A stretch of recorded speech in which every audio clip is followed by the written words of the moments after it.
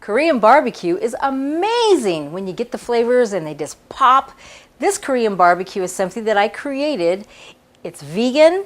I took and tried out different Korean barbecues, and they've got all sorts of different chemicals in it. So here we have one that is just fresh vegetables and fresh spices. So the first thing we want to do is just take our little star anise, put it in our pan, which has actually 2 tablespoons of water already in it. And we're going to get that going. We're going to be adding our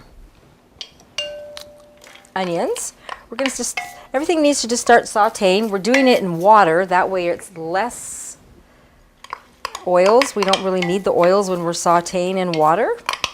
But we're going to let these lovely items just start to marinate and start to break down. We're adding the bell pepper. You can see all the beautiful colors going here. And I'm going to add the red bell pepper, and we'll just let that start to saute.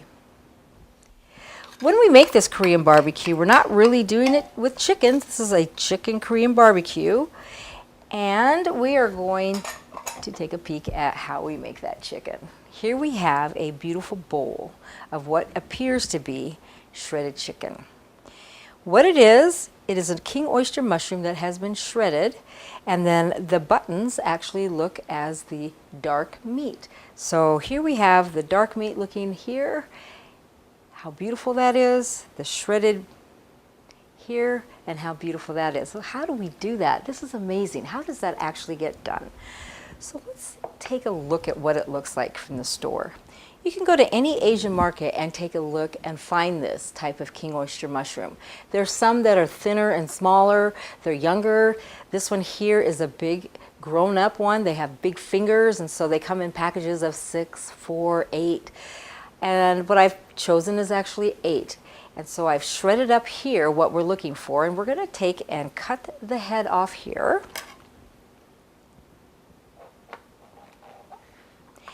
And here we have just the finger. They call this a finger. And we're going to peel it. So as we take our fingernail, you will see that the finger actually will peel, just like that. So we're going to continue to peel it, putting it in our bowl, and just peel it away. And just every little bit actually counts. So you can peel it into big fat strips, you can peel it into smaller strips like this. You can just continue to keep peeling, and it is an amazing way to get the texture of chicken. It looks like chicken, and actually when you get all the lovely spices on it, it's going to taste like a Korean barbecue chicken. So what I've done is I've just done a whole bunch of these up. When it gets to where it seems to be it's not really breaking really great, then we're going to actually take the knife and cut it up at the very end. So as you know, chicken sometimes looks like this. It's kind of chunky. Sometimes it's not. It's kind of thin like this. And sometimes it's just really thin strips. So here we are. We have it kind of like at this particular point. We'll just go ahead and just chop it up into different squares and just keep chopping.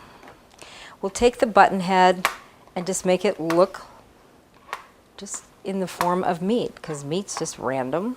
You can actually take your finger if you wanted to and just break it up just like this and just bust it. So here we go. This is our chicken.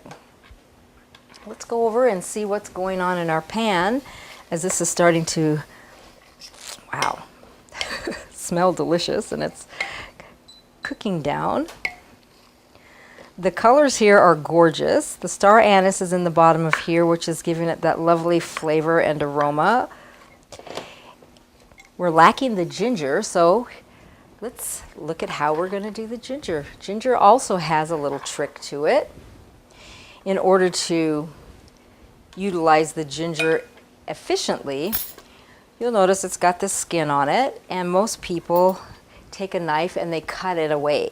And it's unnecessary to cut it because we're going to take the spoon, just a regular spoon, and it just shaves so nicely, very lightly, and you barely take anything off. It's just the skin. That way you're not wasting the ginger. Ginger is so good for you. It's a great microbial, antibacterial, antiseptic type of item. I put it in my smoothie every day. I love it. It helps with the balance of my gut and my stomach. Just lovely. It gives a great aroma and flavor. Ginger is such a wonderful, fragrant, beautiful. So that just pulls off just the minimal, as you can see here. Just minimal stuff. It's great. So we're going to take a microplaner, and that's what this lovely tool is. Love my tools in the kitchen. They're great. And we're just going to come over and just microplane it right into our dish.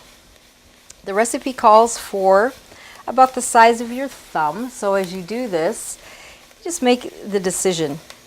Recipes were made to be broken, so if you want more, then put more. If you want less, then put less. But it does give it a wonderful, wonderful balance of flavors. And it helps create that lovely balance of Korean barbecue.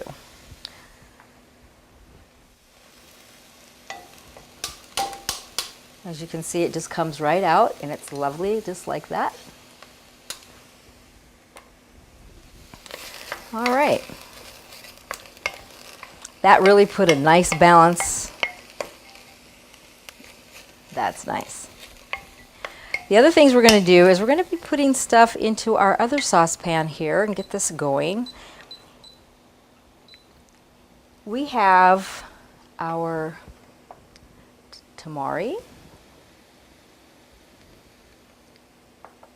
our spices that we're putting in. We've got the red bell pepper powder and paprika. We're using yellow mustard, which is really a great balance of flavor as well. I've got the garlic here that's already minced for us. And what I've done is, this is a dried chipotle chili.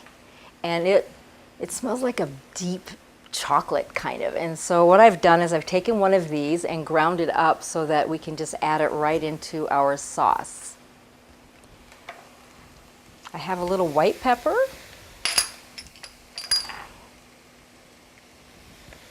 And we are using a beautiful balance of molasses.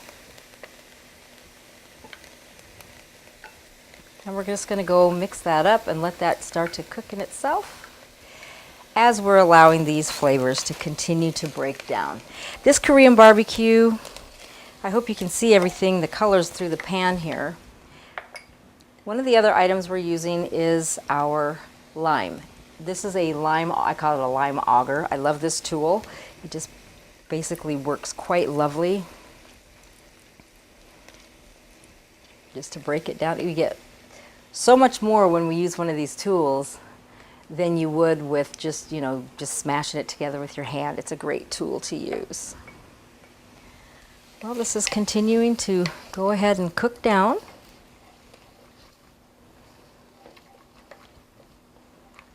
Now we're going to go ahead and add our chicken, which is really your vegan chicken. It's the mushroom that we've just created to make it look like chicken. And we want this to also cook down.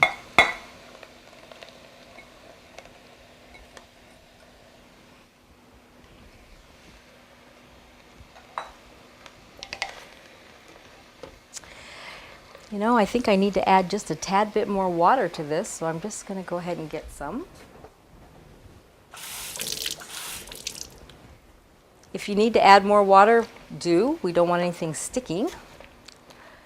And this is just going to basically cook its little way down, and then we'll add the sauce to it.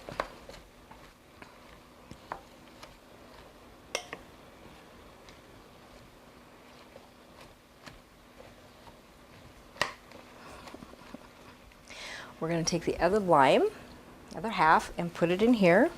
This is going to help break this down as well.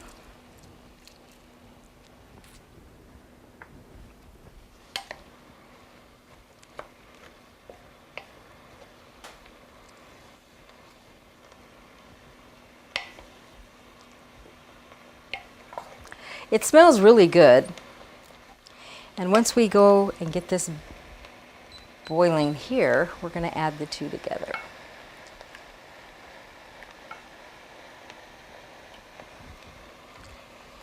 You can add anything to this that you want to, whether it's, you know, different types of vegetables.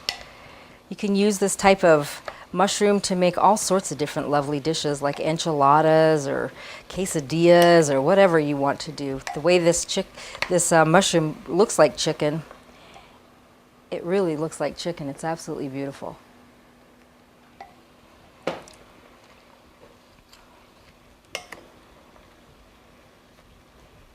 I'm going to be adding some peas now to our dish.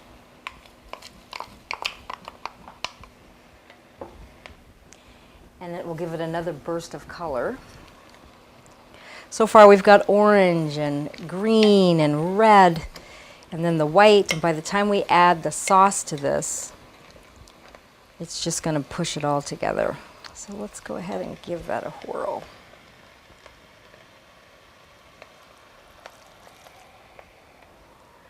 What we're not after is too much sauce, because the sauce is the star, but so is the texture of what appears to be chicken and all the vegetables. All together it's a star all in one. We don't want it so saturated with a sauce that it just becomes something that is just really soggy. So it wasn't much that we put in there, but as this continues to cook down, you can see how it does take on a beautiful look of Korean barbecue. Isn't that pretty? So how would we plate this lovely thing? Well, what I've decided to use is farro, which is an ancient grain that can be used, which is really nice. And we also could be using brown rice, white rice. You could use quinoa with this, just any type of grain or rice, and to plate it with that. Oh, this looks great. It's really breaking down nicely. Oh, I forgot the maple syrup. We need that sweetener. That's what Korean barbecue is, just a lot of different spices. My goodness sakes. All right, this is really looking just the way I want it to look. Very beautiful. That star anise is in there doing its job. All of the different spices are in there melding together. The colors are fantastic. As you can see on the stove here, I still have the potato flakes. Now, if you would like this to be a little thicker, then we would add the potato flakes. If you like it just as runny as it is, it's not necessary. But for me, I'm going to add just a little bit, just to thicken this sauce up a little bit. And potatoes work wonderful as a thickener. So we'll just add this and let this work its way in. Because I'd like to have it a thick, nice thick sauce. But it's to your preference, of course. Oh, that's perfect. And that gives it a little flavor boost as well. So, wow, this is beautiful. Oh, yeah. So you realize that we have the farro, which I talked about, which is an ancient grain.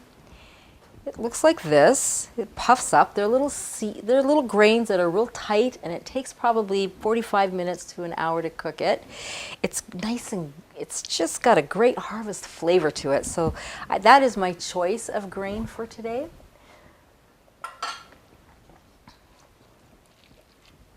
Yeah, this is great. Beautiful.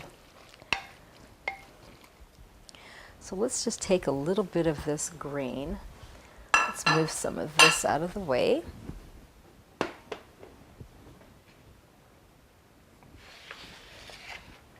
Perfect.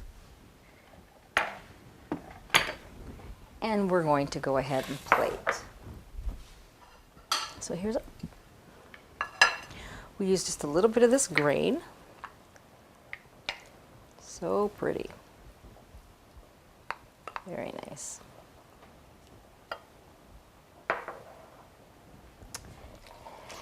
Oh, this is breaking down just perfect. Wow. I'm going to go ahead and plate. All right, let's just give it a plate up. Got our vegetables in there. what looks to be like dark meat, which isn't really meat, and then our white. Very beautiful. Our peas. This is an amazing dish. It's a great comfort food for your basic, I feel like having Chinese. This is Korean barbecue, and I love it. And it's got a great accent with the grain. It's just great. I hope you really enjoy it because I had fun creating it.